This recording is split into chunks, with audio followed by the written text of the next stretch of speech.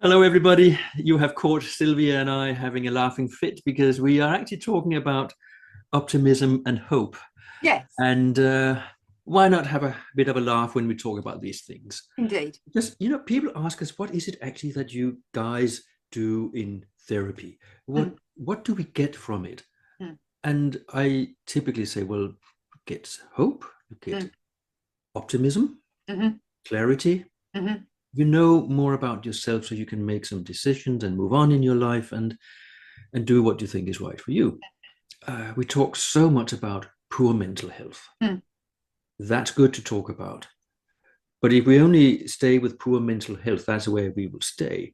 So people like you and I and other therapists, our business is actually to generate something other than poor mental health, regular mental health, good mental health, hope, optimism, mm, something different to what it is that people don't want to have anymore. mm. And I had a couple of clients give me those words recently. Oh, I feel so optimistic. Oh, now I've got hope. And that just led me to think maybe that was something you and I could just bash around a little bit. Mm. I like that because what struck me there, you've given me hope because a lot of the clients that we see, and this is a generalization, are often stuck. So giving them the tools and the different ideas, different thinking about things, so they do have hope. And it's interesting what's popping up for me while you were talking there, Peter. For example, if someone is stressed, all too often people will talk about stress. And then there's that phenomenon, the presupposition that we get what we pay attention to. So if we talk about stress, we will create stress, and that the other one, what you pay attention to grows. So rather than focus on all the negativity, yes, there is a balance in what we do, but it is about giving people different perspectives, different ideas, different ways of thinking, potentially changing belief systems, although that's really, really a tough one. But it's also about, again, what you pay attention to grows. So if you focus a bit more on, I don't know, resilience or bounce back ability rather than the stress, you focus on what people can do rather than what they can't do. You place the focus goes somewhere else, and that in a way can change the neuroscience and the physiology in that person, and then they come away. They actually, yeah, I've got a bit of hope there. Oh, there is something I can do. Oh, I can make some changes. Oh, I hadn't thought of that. Oh, wow, yeah, that's going to be tough. However, let's try. And I think that's what we do, um, and also for our own selves.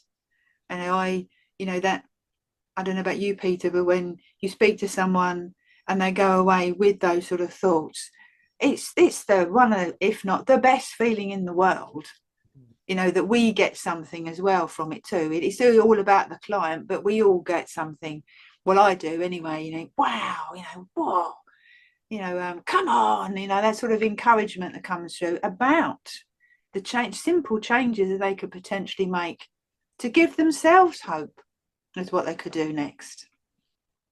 And this is exactly what happened to me this past week. Mm. One client has signed up to go on a retreat, Oh, wow. which will absolutely knock her rigid system of her life sideways. But she's looking forward to it. What a step.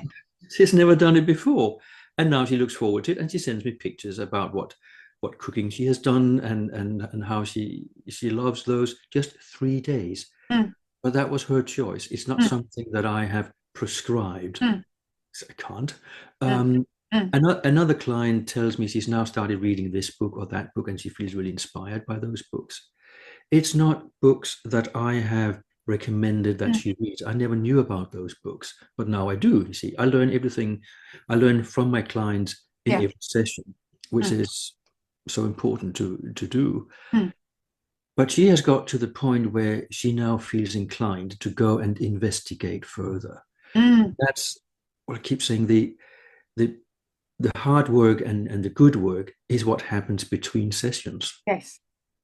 You and I can only ever be the catalyst. We Yeah, can't do it for anybody, or we shouldn't do it to anybody. no, But it's about giving them that hope, that positivity, that optimism that, yes, there is something else out there. There is another way. mm, And the other way doesn't have to be the exact contrast to what they had. Maybe a slight recalibration, mm, mm. just to get out of one ditch or the other, and then up on the road, and then find the zigzaggy route down that road that is good for you. And to your point, we learn an awful lot from our patients, don't we? Patients, clients, customers, people, whatever the correct terminology is. Patrick Caseman, he's written a whole raft of books called On Learning from the Patient. It informs us as well, but it is that hope, and it is that, you know, enabling or facilitating someone to potentially look at their stuff through a different lens, look at it from a different angle and see something different. And then quite often spark that curiosity, that wonder. Oh yeah, I hadn't thought of that. Oh, try that, like your person there going off on a yoga retreat. Who'd have thought that when you first started seeing them? Never. And again, it's enabling that person to see that beyond the stuckness, if there's such a word, that there is a way forward. It might be difficult, it might be testing and challenging to do, but there is a way forward. And I quite often, for me, it always seems to come down to the 4 C's: choice, control, consequence, and change, in whatever order. Some happens all at once, in whatever order it happens, but the consequences of X, so you can make those changes and you can take the control to make the choices, rather than being stuck, because they've come to you and I because they want help, support to do something. They don't want to stay as they are. So if we start from that premise, that's the sort of the road or the path that we can start from, because they obviously want to do something different. But then when you see, like your person there, it's like, wow. And even hearing it, I'm, yes, go on, Peter. So it's fabulous, isn't it, that they're doing that?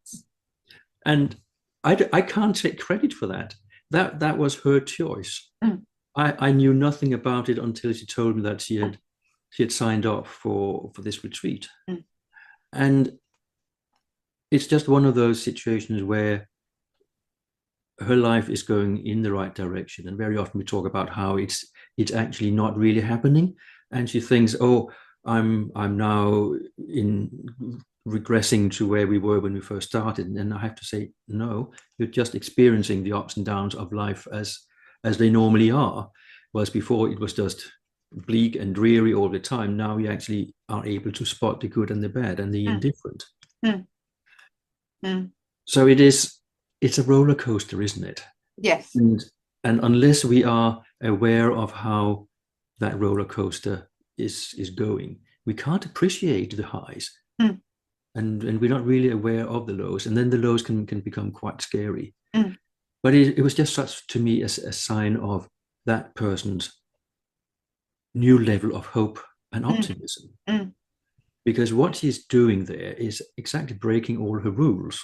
Yes. And it's all her rules that has held her back in her life for so many years. Mm. So maybe that is her breakthrough. Maybe it isn't quite, but everything counts. Mm.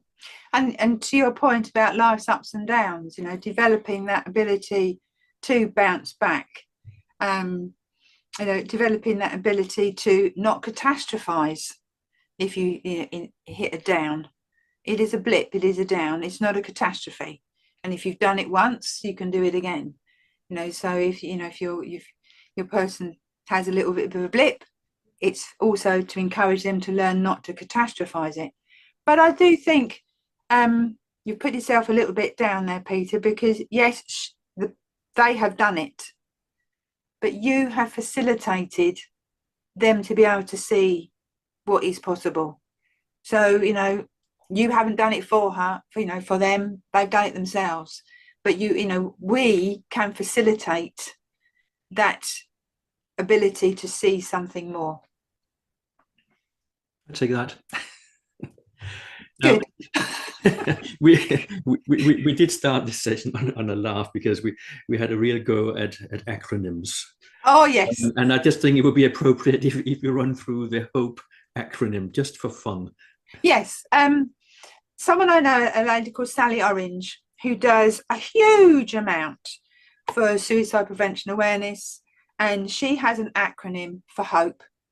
And you and I were having a giggle because we're not great fans of acronyms, but this one I think we like, and we do agree, because HOPE is for hold on, pain ends, which I think is rather lovely. And that just reminds me of the acronym FEAR. Mm-hmm. This false evidence appearing real. Indeed, yes. Yes. And I think if we go further into that acronym jungle, we will just end up in business speak and some avenues we don't want to go down because they're quite creepy. Mm. But there is hope. Yeah. And I think what we do need is clarity. Mm. And when we first start getting clarity of what's going on and who we are, it may not be the best eye-opener on the planet because we may see things that we really hope we wouldn't see. But without doing that exercise, you can't do something different, which very often starts by this scary concept of dropping old habits. Mm. Stop doing what you always did. And that's usually the very difficult first step. Just stop the old habits and replace them with new ones. Because the new ones aren't scary, but it's scary to let go. And I was just sitting there thinking, you know, you and I have been into very dark places. And one of the things for me being a very dark place was I did have no hope. I believed there was no hope.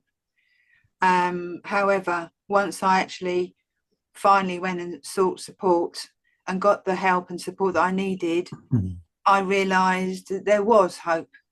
You know, so we are not sort of saying, you know, there's always hope, because we, you know, some people get, as I did, and I know you did, Peter, you get to that place where there is no hope, but there is always hope if, you know, reach out and seek support, you know, because it is there. Sometimes we just don't see it or realize it. Very true. And it's interesting you mentioned that hope was the word that meant something to you.